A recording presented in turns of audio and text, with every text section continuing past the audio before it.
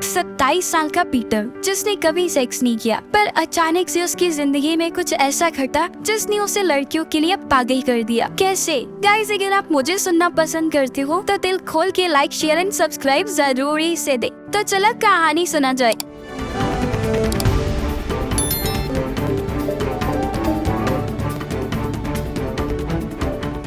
कहानी शुरू हुई एक सेक्स थेरेपिस्ट पीटर से, जब वो लोगों का इलाज करता है जिनमें वो करने की चुल मची रहती है। आज पीटर के सामने बेहद हॉट लड़की अपनी थेरेपी ले रही थी, पर ये लड़की यहाँ भी शुरू हो गई। पर पीटर सेक्स के सख्त खिलाफ था। वो अपनी लिखी हुई एक बुक उसे रेकमेंड करता है। दोस्तों, असल में पीटर का मानना था कि सेक्स के बिना जिंदगी ज्यादा खुशहाल है। काम खत्म करके पीटर जब अपने घर जाता है तो हम रिच और माइकल को देखते हैं जो टीवी देख रहे थे। तो पीटर उनसे कहता है, तुम लोग यही रुको, मुझे आज स्नो के घर डिनर के लिए जाना है। स्नो दुनिया में इकलौती लड़की है जिसे पीटर मन ही मन पसंद करता है। स्नो के घर हम उसके बॉयफ्रेंड चार्ली को देखते हैं जो हर वक्त अपने फोन पर लगा रहता है। पार्टी खत्म करके पीटर अपने डैड के घर जाता है, जहाँ हमें पता चलता है कि पीटर के डैड पीटर के नॉन सेक्सुअल होने से काफी परेशान है। वो अपनी वाइफ से कहते हैं, इससे अच्छा तो पीटर गे होता। मुझे आज तक समझ नहीं आया कि आखिर ये कैसा लड़का है जिसके अंदर सेक्स की चाहत ही नहीं।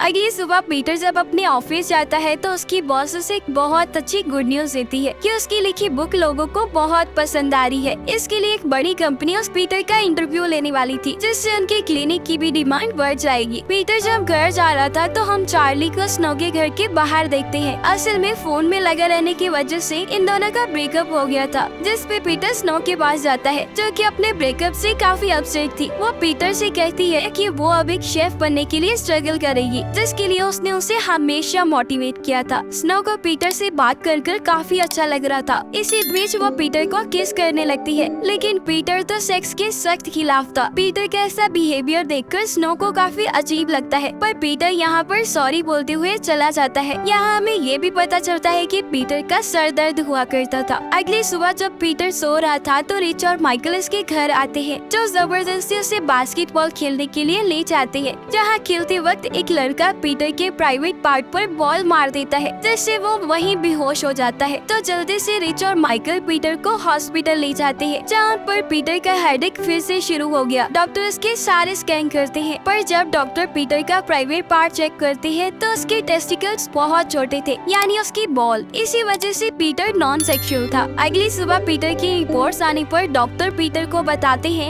उसके अंदर एक ट्यूमर है, जिससे उसकी पेट्रोटिकल ग्लैंड को दबा रखा है, जिसमें उसकी बॉडी टेस्टोस्टेरोन की जगह प्रोलैक्टिन हार्मोन्स बनाने लगी थी। इसी वजह से उसकी बॉल्स का आकार छोटा है। पर पीटर का ट्यूमर निकालने से वो फिर से एक नॉर्मल लाइफ जी सकता था, जिसमें पीटर बहुत खुश था और डॉक्टर्स उसका इलाज शुरू कर देते हैं और ये ऑपरेशन सक्सेसफुली हो जाता है, जिसमें सब लोग पीटर का नई लाइफ में वेलकम करते हैं। पीटर रिकवरी तक अपने डैड के घर रुका था, जहाँ वो अडल्ट मैगजीन्स को पढ़कर अपने सोए हुए अरमानों को जगाने की कोशिश करता है। पर तभी वहाँ रिच और माइकल आ जाते हैं, जो अपने साथ एक स्कॉट लाए थे ताकि पीटर कुछ आगे बढ़ सके। पर उसकी अदाओं का भी पीटर पर कोई असर नहीं होता। अगली सुबह जब पीटर ब्रेकफास्ट के लिए गया तो अचानक से उसकी माँ बहुत खुश हो गई,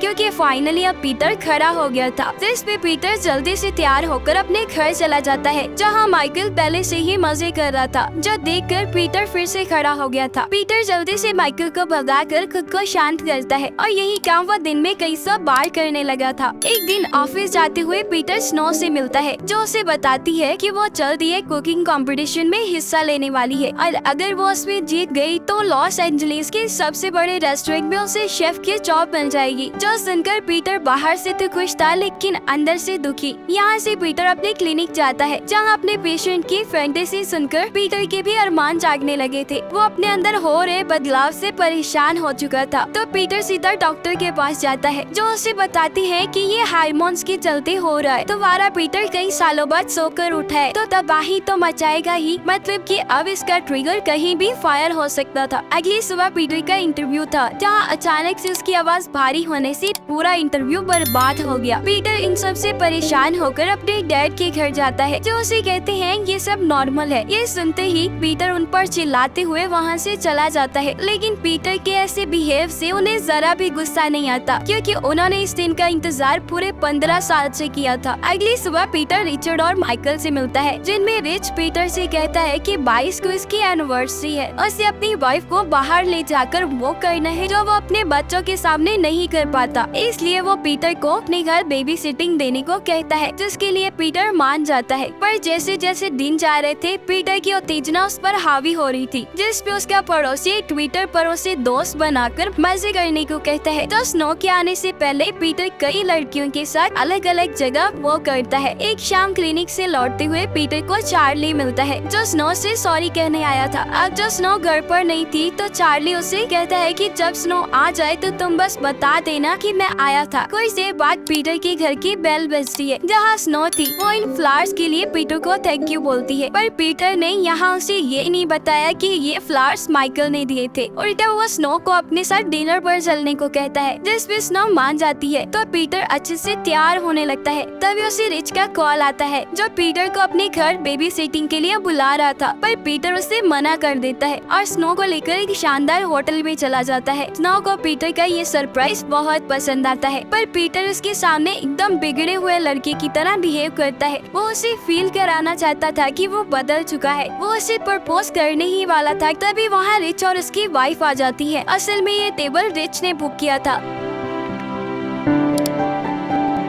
ये सब सुनकर स्नो वहाँ से जाने लगती है, तो माइकल इसके पीछे जाता है। पर स्नो को अब ये भी पता चल गया था कि वो फ्लावर्स चार्ली ने रखे थे, और वो माइकल पर और ज्यादा गुस्सा करते हुए वहाँ से चली जाती है। अगले दिन पीटर अपने क्लिनिक जाता है, जहाँ अपने पेशेंट की फैंटेसी सुनकर पीटर उसके साथ वो करने के लिए तैयार हो जाता है। वो लोग शुरू करने ही वाले थे, तभी वहाँ पीटर की बॉस आ जाती है, जब पीटर की इस हरकत के चलते उसे जॉब से निकाल देती है। पीटर को ये नई जिंदगी जीनी नहीं आ रही थी, इसलिए वो काफी वक्त बाद अपने डैड के पास जाता है और उन्हें अपनी सारी प्रॉब्लम्स बताता है। तो उसके डैड उसे समझाते हैं, वैसे तो ये हार्मोन्स का खेल है, पर मर्द बनना और बनने का दिखावा करना दोनों में फर्क होता है। जिस पे पीटर कहता है कल उसका इंटरव्यू है और वो खुद इस चीज से इतना परेशान है, तो वो लोगों को मोटिवेट कैसे करेगा। जिस पे डैड कहते हैं, जो तुम्हारा दिल कहे बस वो कहना। अगली सुबह इंटरव्यू में पीटर सबके सामने कहता है कि उसकी बुक दुनिया की सबसे बेकार बुक है। उसने आज तक उन पलों को खुलकर कभी जिया ही नहीं था, पर सेक्स भी हमारी जिंदगी में बहुत जरूरी है, जो हमें खुशी देता है। ये सुनकर सारी ऑडियंस तालियां बजाने लगती है, पर यहाँ पीटर को समझ आ गया था कि उसे क्या करना है। और सीधा रिच के घर जाता है और अपने किए के लिए उससे माफी मांगता है, तो रिच उसे माफ कर देता है। पर यहाँ पर रिच की वाइफ पीटर से कहती है उसे सारी सच्चाई स्नो को बता देनी चाहिए। अगर वो सच में उससे प्यार करती हुई तो वो उसे जरूर माफ करेगी। तो ये सब लोग स्नो के पास चले जाते हैं, जहाँ वो पहले से ही चार्ली के साथ थी, और यहाँ सबके सामने पीटर अपनी सारी कहानी बता देता है, जो सुनकर स्नो का प्यार जाग जाता है और चार्ली चुपचाप यहाँ से चला जाता है। और एक पैशनेट किस के साथ ये मूवी यहीं पर एंड हो जाती है। गाइस, अगर मैं पूछूं इस मूवी में कुछ सीखा तो बता पाओगे?